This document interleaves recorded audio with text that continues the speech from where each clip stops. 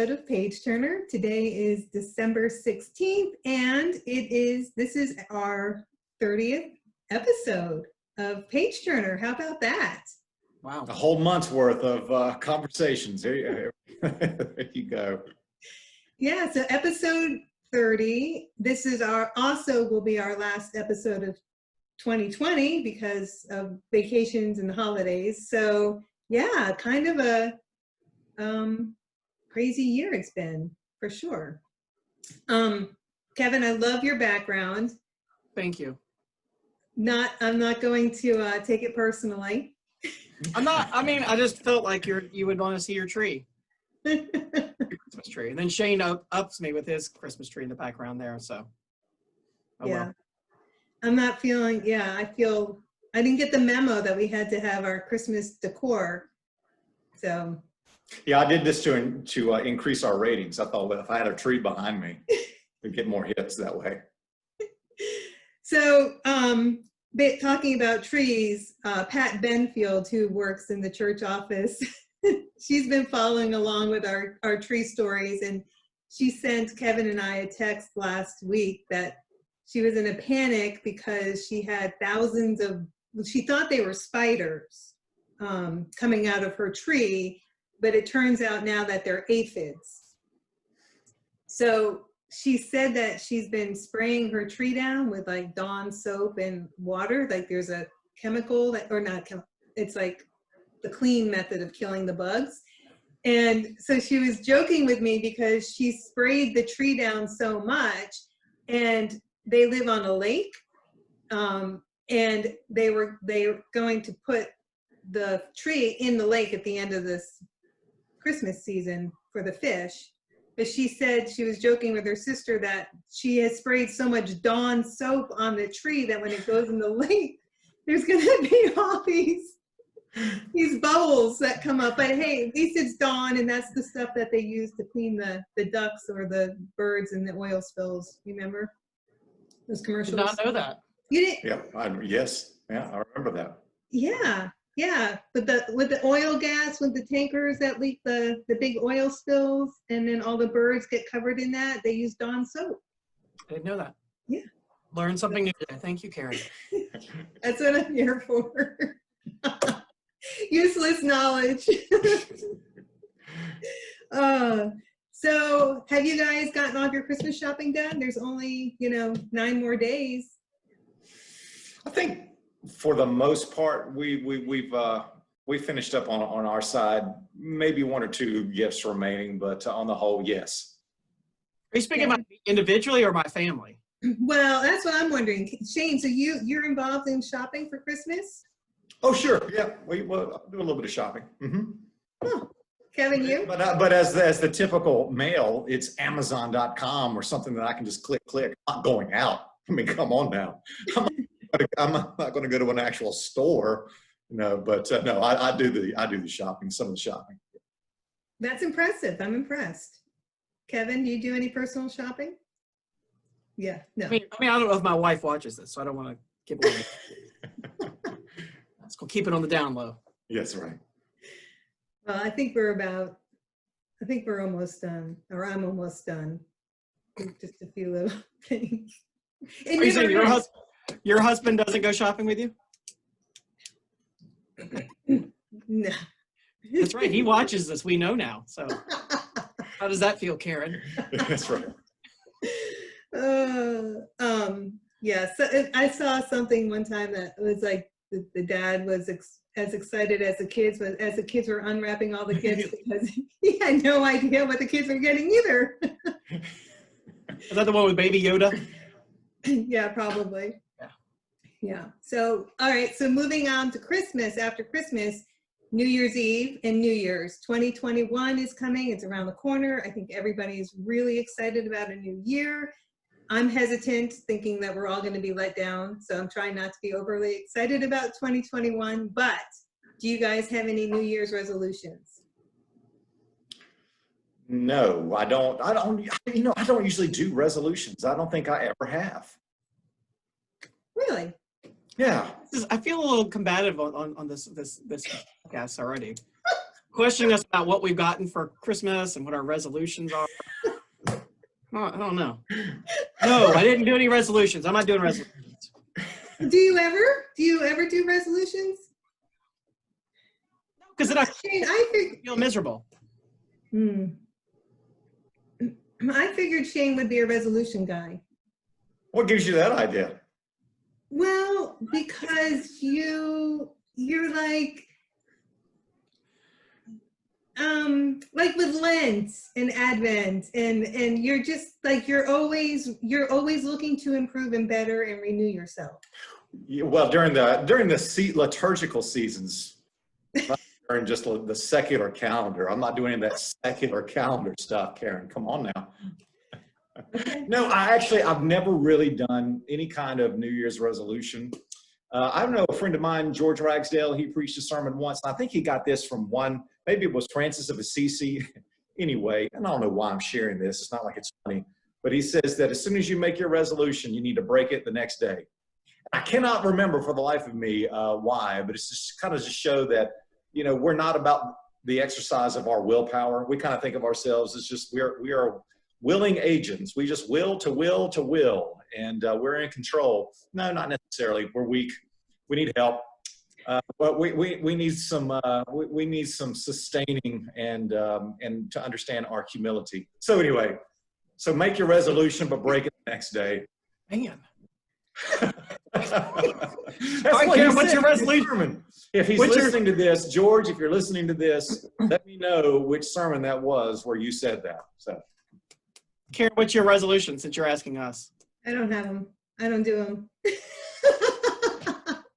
I try to, on my birthday, think about what I can improve for myself personally for that coming year. Like I do it more, I look at resolutions more for my birthday, not the calendar year, or not the start of a new year like that.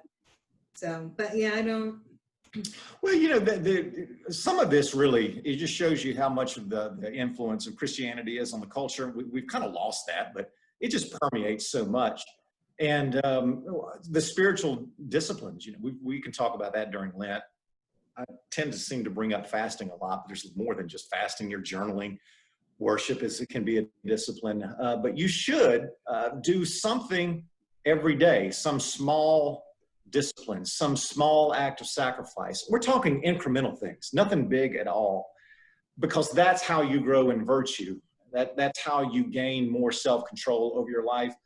I think I've said this in a sermon before, but we call it resistance training. I think in the gym, you got to have something to push against you, and you got to push against it. And your muscles only grow when you've got some resistance. And so when you do that spiritually, I'm going to deny myself some small thing, or I'm going to write a thank you note to someone. Those things really do add up over time. And so now we've just converted into this thing called resolution. But we should all be resolved to grow daily in charity and in love. And I think we'll be talking about that. So that's the perfect segue, Karen. You've got to exploit it. Great job. Thank you. So yes, our topic for today follows the Advent calendar, or the next lighting of the Advent wreath is I can't believe it's going to be the fourth Sunday, this Sunday, the 20th. It's so weird. But anyway, this coming Sunday, it's love is the candle that we will be lighting. And why don't you share a little bit, Shane, with what that means? It's not just love that we think it is. It's always a deeper meaning. Yeah, we tend to go John Lennon on this one, don't we? All we need is love. And we tend to reduce love to a feeling, an emotion, a sentiment, which is fine. But in the biblical sense of the word, love is much greater than any form of sentiment. And of course, I think the thing I should preface the answer with is that love is the bedrock of the Christian faith. Paul in 1 Corinthians 13 says that you can preach great sermons, you can direct great choirs, you can be an excellent communications person, but if you don't have love, you're nothing. He doesn't really say that literally, but he does go through that list. I can speak with the tongues of angels, but if I lack love, it's meaningless. It is pointless. Wasn't it Jesus in John's gospel, Kevin, that by this shall all people know that you are my disciples if you love one another? So love is the core, it's the essence, it's the epicenter of Christianity. But it's greater than an emotion. And the definition of love that I've had an affinity for is from my hero. This will come as no surprise, St. Thomas Aquinas. Love is willing the good of another. I'll say that again. It is to will the good of another. Notice it is to will first. It is a decision that I make to do something for the good of someone else. And here's really important. It is to will the good of the other for the very sake of the other. What do I mean by that? So often, if you really examine your life, we do good to other people, but underneath it, we want a favor returned, or we're doing it for our own sake. And so that's kind of like a boomerang effect of self-interest. So I'm gonna do something nice for you. I'm willing your good, but I'm hoping that maybe you'll be a reference on my resume. Or you're going to help me get ahead in some way. That's not to will the good of the other for the sake of the other. That's an indirect form of self-love and self-interest. But love in the Christian sense is to do the good for the other, for the other's sake. And so that means it can't be just tied up to a feeling, because feelings come and go. When Jesus says something like, love your enemy, well, you're not going to ever feel like doing that. But you can actually do the good to even your enemy for the sake of the enemy's sake, or your enemy's conversion. So let me just stop there before I drone on. Maybe Kevin will want to chime in on this, but it's to will, an act of the will to do the good for someone else for that person's sake. Kevin? Well, I was looking up because I want to make sure I got the name right. I was sort of thinking about when Shay was talking about this Christina Rossetti poem. She wrote lots of different things, but one that we don't sing a lot, it's a hymn in the hymnal. Love Came Down at Christmas. Do you know that hymn? So I just want to make sure. Love came down at Christmas. She says towards the end, love shall be our token. And I really think that's a nice sentiment that we're, like you said, Shane, willing to love other people. And I know we joked about talking about incarnation today, but that really is the incarnation. Love came down. God is love. Love came down into humanity. Yeah, and that's so critical. I did not realize you would bring that up. But let me just say a few things about that. God did not need to become incarnate in Christ. The incarnation, the infleshing of Jesus, God's love for the world, did nothing to add to God or to subtract anything from God. God had no need to love us, but because God is love itself, he willed our good, not for his sake, but for our sake alone. God had no benefit from this, because God would have been God from all eternity with or without us.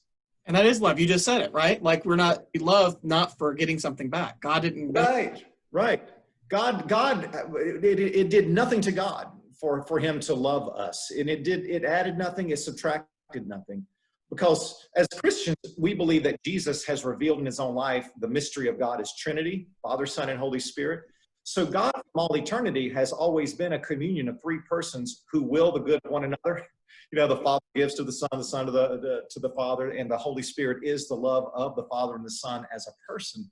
But they would have been perfectly fine to be triune in their communion without creation and without even redeeming us. It would have done nothing to God. God is perfect joy, perfect happiness, perfect love, but he willed our good. And so it truly is an act of what Christ did, an act of grace. For love to come down at Christmas was a sheer act of unvarnished, unadulterated, pure, perfect grace. So why do you think is there a reason why it's the fourth candle then? Did they save like the best for last? Like, is there like a reason for, because I know not everybody follows the same order of the candles. Yeah, and I think last year, the United Methodist Church put out brand new names for it, and it wasn't. We changed it back. So I mean, I think it's kind of arbitrary. Is that the right word? And the order. Some people Right. have added, and well, a couple of years ago they added. Some churches added 2 weeks to Advent to make it longer. It's not in the Bible to do 4 weeks of Advent. Hope, peace, joy, and love. Jesus didn't say this is how it shall be. Right. This is just how we have sort of embraced it. Yes, but love to top off Advent with love is a perfect segue, I guess you could say, or preface before Christmas, which is, Kevin has already said, love in and of itself coming down among us. And see, that is who God is. We kind of, when we think of our own lives, is that love is something that we develop, right? We end up having love. There was a time where my listeners, or Kevin and Karen, there was a time when you did not love your children because you did not know them. But now you love your children because you have children. But that love has now, it's like an accretion. It's something that has been developed over time. God does not have love. There's nothing in God's life that has been added to. He is love itself, a capital L, love itself.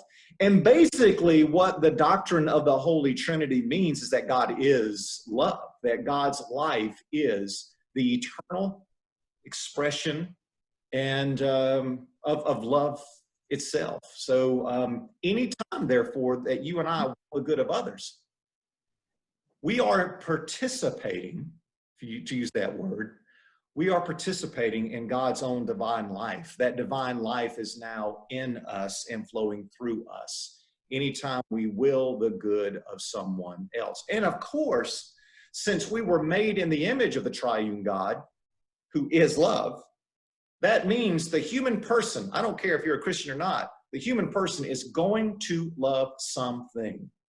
Our hearts are wired to love something. And what the Christian claim is that if you do not direct your love ultimately to the God who is love, you're going to be frustrated. You're going to become attached to the things and the passing things of this world. But we are going to love something. We are, because we were made in the image of love. And the last thing I'll say, that means when we love, we're united to God. Love is, if you read the New Testament, love is sort of the bond. Paul uses this language of love is the bond of peace. It is like the glue that holds the Christian life and the virtues of the Christian life together. And that's why if you don't have love, none of the virtues really work. They don't find their perfection. Everything in the Christian life should be oriented to the love of God. And we should therefore love things in God and for God. All right, I'll be quiet. Okay, so this is all nice and like in a nice little box, and it sounds wonderful. Okay, and I may be taking us down the wrong track, but again, like I don't want to get out of our Christmas Advent theme, but like when you're talking about love, when you look at marriages in the world and in the country and the divorce rate, and everyone's like, well, I'm just not in love with you anymore. Like, how do you take what you just made into a nice little package and apply it to everyday life when you look at reality and you look at marriages? Half marriages don't work. I feel like they just take love not for granted, but they don't put the work into it maybe. And that there's an easy, well, I just don't love you anymore and it's about my happiness. And so I need to move on and be a better person. Yeah. Kevin, you go first. I've got an answer, but I want Kevin to go first. Oh, well, I mean, I was actually going to bring this up before we switch, so this is good. I was sort of thinking about, you hinted at it, Shane, but 1 Corinthians 13, if you look at we read that a lot of times at weddings. Love is patient, love is kind, and we contextualize it as between two people getting married, but that's not why Paul wrote it necessarily. But put it in the context of what we're talking about today. I think to answer your question, Karen, love is patient, love is kind. To my point, to what I think is, it goes back to your Shane's first thing about, it's not about me. Love is not about me. Yeah. It's not a Yeah. feeling, it's willing. It's, you have to exercise, you have to stretch, you have to, and there are, of course, all sorts of reasons that marriages should end if it's abusive or destructive or anything like that. So I'm not condemning people that get divorced, but it is an act of, you have to work, you have to go to the gym and stretch those muscles, and you get sore. And I think marriage is like that. Again, I'm not going to talk about my own marriage. Yeah, Kevin's like not my marriage, maybe Not my yours, marriage. but Very easy. I would say number one, the reason the divorce rate, we could talk about the reason people get married ought to be different than the reason Christians get married. Now, I always sound like a marriage scold, and Karen, you can ask questions about that. But marriage in the Christian context is not what it is in the secular context. In the secular context today, marriage exists for the gratification of two consenting adults. That's not why Christians should get married. I remember Stanley Hauerwas. You ever notice Stanley Hauerwas has been the hero of these podcasts, but I remember Stanley Hauerwas, my ethics professor in seminary, used to say to Christians in his class, "Why should you get married?" And they were like, "Well, it's a cure for loneliness." And he says, "Well, get a dog." But it's a serious question. Why should we get married? The short answer for marriage in the Christian context, it's discipleship. It's a vocation. It is a calling. God is calling two people to come together so that they might learn to love as Christ loves, so that they may better form each other in the image of Christ. So it's sacrifice, it's self-denial, it's everything that Jesus calls us to be. Jesus calls us to forgive. Well, guess what? Marriage, you're going to have to learn how to forgive. So all of those things, but ultimately it's about willing the good. Now, this is going to steal my thunder, because if there are people listening and I'm going to be doing their marriage, then they're going to hear this like a broken record. It's going to steal my thunder. But think about the question that the clergy open up in the Methodist Church. I think in other traditions, the question that the pastor opens a wedding ceremony with. Will you love, will you honor, will you comfort so-and-so? Right? If so, say I will. Then we turn to the bride or the groom. We'll mention the groom or the bride's name. Will you love, will you comfort, and forsaking all others, will you be faithful as long as you both shall live? Notice what we don't say. We don't say, do you love? We don't say, well, do you want to live with this person? We say, will you love? So once again, we're right back to the core of what love is in the Christian context. It is, I am going to decide whether I feel like it or not. I am going to will this other person's good. Do you? Sure, on the day of your wedding, you love that person. But once the children come along, or you have financial hardship, and life begins to just happen, yeah, well, you know what? Marriage can't last on feelings alone. There's going to have to be some resolution and some intention behind keeping a marriage together. So I always tell my premarital couples that I counsel, why do you want to get married? What do you think marriage is for? Well, let me tell you what it's really about. And put it within following Christ and learning to love someone the way Christ loves us. So marriage is the school, you might say. Marriage is in the church, the school of discipleship. Very nice. And I just, no, it's good. I'm still processing. It's so true. And I think that a lot of people, we just give up, and it's just become the norm. And I feel like life in our society is so busy and consumed by so many other things, and nobody is putting God in religion and these concepts of what life and love is about. Well, it's not liking. See, we want to say love is always equivalent to liking, but that's not necessarily the case. Now, you should like your spouse, but love's got to be greater than that. I mean, there are days when we don't like the spouse. I don't know what's happening. You're annoying me. Not my marriage, maybe, but in other people's marriages. But love is beyond that. was Martin Luther King Jr., I think, who says that I'm glad Jesus didn't say like your enemy. Kind of hard to like people who are hurting you. He called us to love, and love is greater than like. And let me just say this. Okay, in those situations where it's hard to muster the emotions, which I don't think we should be doing anyway, to love someone, actually it's in those moments where we have a great opportunity now to expand our capacities to love.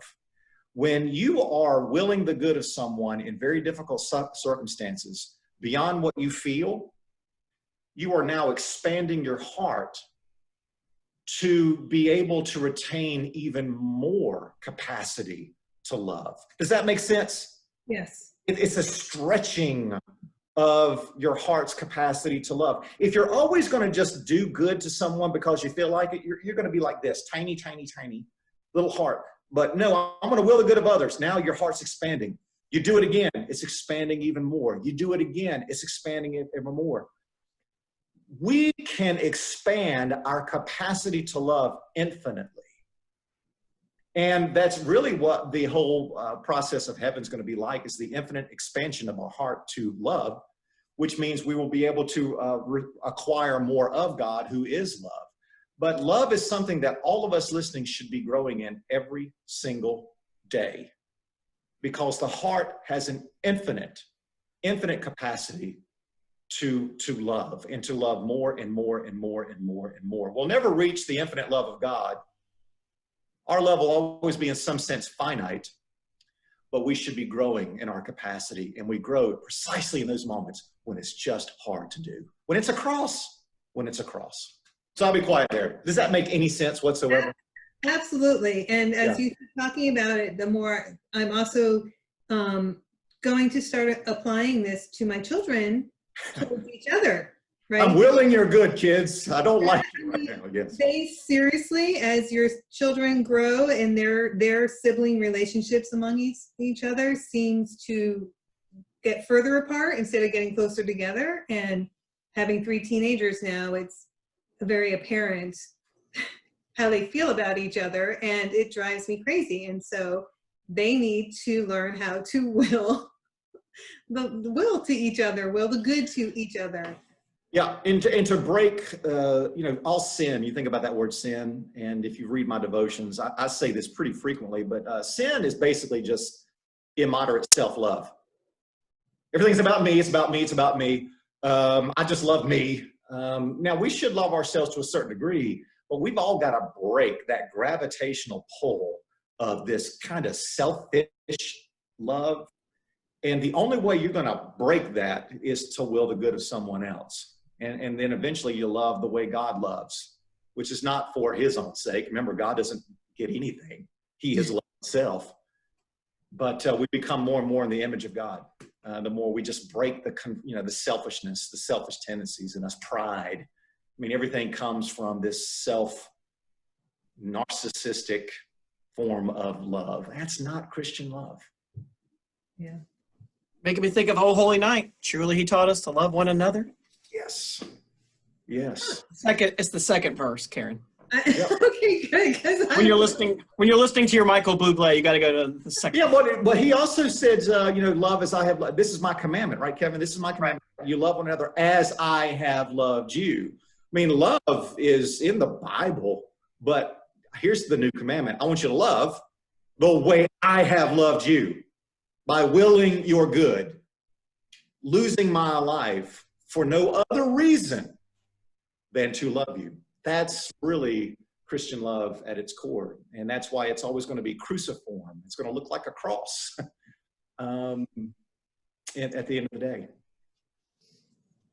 Anything else? Greater love hath this, no man hath more love than lay down for life for his friends. How's that go? Sorry, I'm getting caught up in a song. Greater love is this than a man laid down his life for his friends. Yeah, that's the King James version. All right. Yeah, but when we just completely yield to the other. And of course, great friendship. If you think about a great friendship, it's more than just emotions too, but you just delight in the otherness of the other. I mean, so a friendship is nothing more than me gifting myself to another, and then the other gifting him or herself to me without any motives, without any ulterior motive. other than just to share my life with you. That's love. That's love. Kevin, how many hymns are about love? Oh, Lord. I feel like this entire time I've been thinking of, it drives my kids crazy when we're talking and I think of hymns or songs. Just now, like when Shane said, I give to you and you give to me, it made me think of that old wedding. I give to you and you give to me true love. Do you know that one? I don't know. I don't know that one. It's a little, No. it's a little saccharine, but it's Yeah.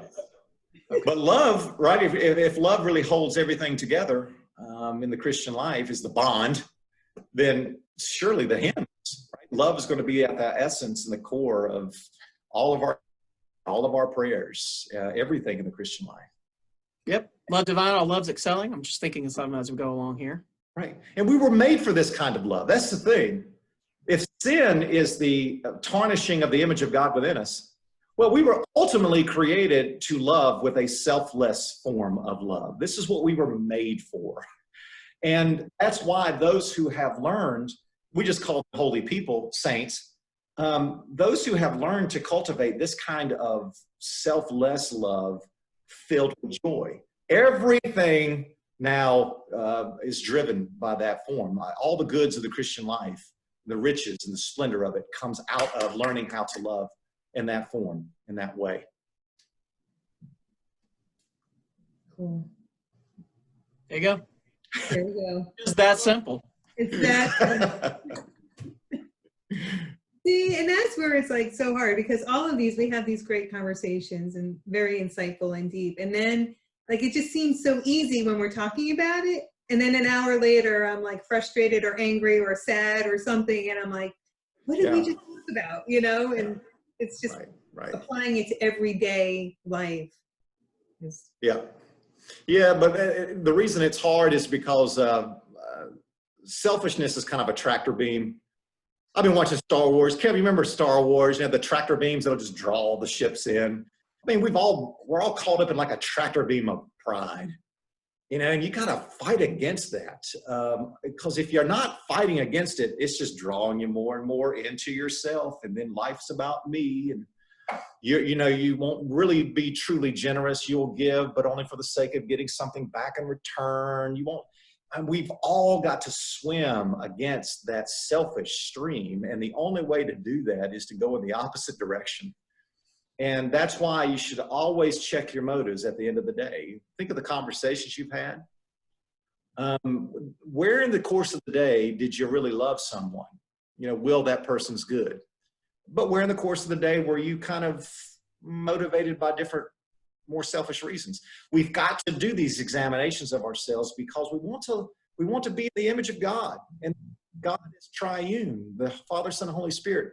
The Father gives himself totally to the Son. The Son gives himself totally to the Father. And therefore they're infilled with each other's spirit. So the more we give ourselves away, the more we're infilled with the divine presence.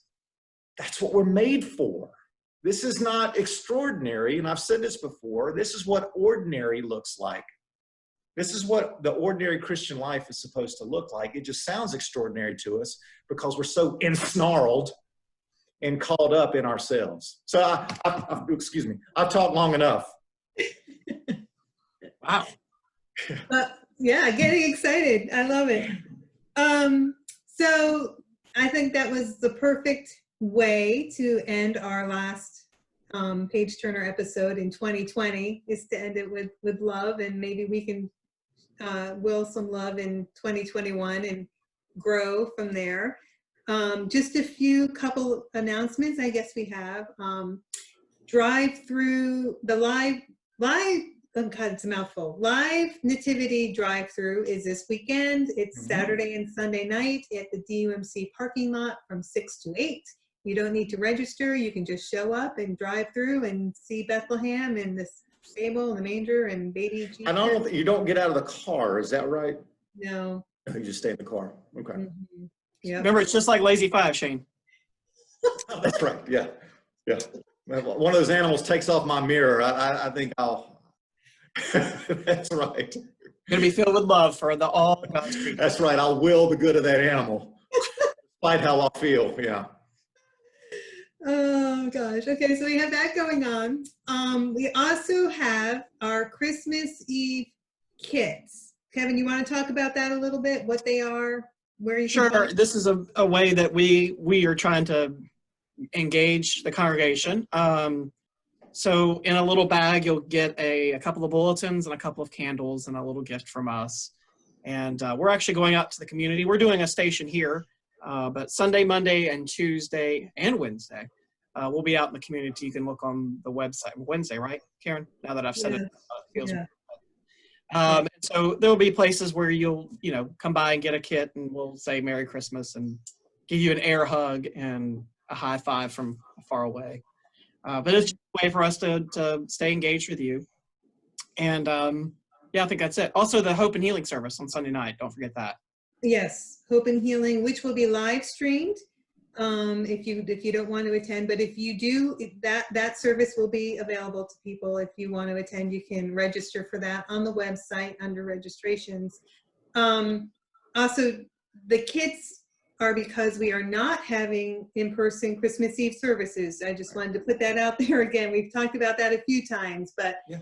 The Christmas Eve service is being produced. It is beautiful. It looks amazing. We have all the great music and all the things that everybody loves. And that will be available. We will email it, and we will also have it on social media and on the website on Christmas Eve. Not sure what time yet. Everyone keeps asking. Give us the time. What time? I want time. Tell me what time. 3:27. I was a little taken aback by how many times people have asked that question. What time will the service be available? I don't know. So it will be available, I'm sure, in the morning. No, I would say let's wait a little bit later in the day. You could just follow the normal Christmas Eve calendar that we would have done. Start at 2:00.